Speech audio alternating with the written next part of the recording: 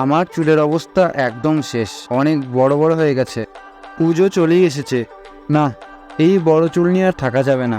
এমনিতেই বড় চুলের জন্য প্রতিদিন মায়ের কাছে বকা খাচ্ছি, তাই আজ চুল কাটাতেই হবে। চুল কাটানোর জন্য বের হলাম এখন। আমি প্রত্যেকবারই আমাদের বাড়ির সামনের একটি সেলুনে চুল কাটাই। আমাদের পাড়ার পুজোর প্যান্ডেল তৈরি হচ্ছে, অনেকটাই কাজ শেষ, আর মাত্র কিছুদিনের অপেক্ষা।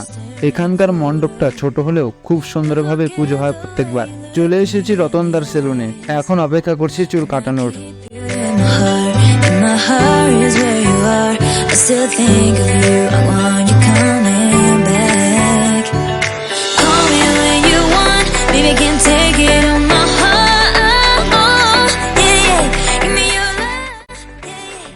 আর এই যে চুল কাটানোর পরবর্তী অবস্থা, তোমরা কমেন্ট করে জানাও যে এই চুল কাটানোটা কেমন হয়েছে।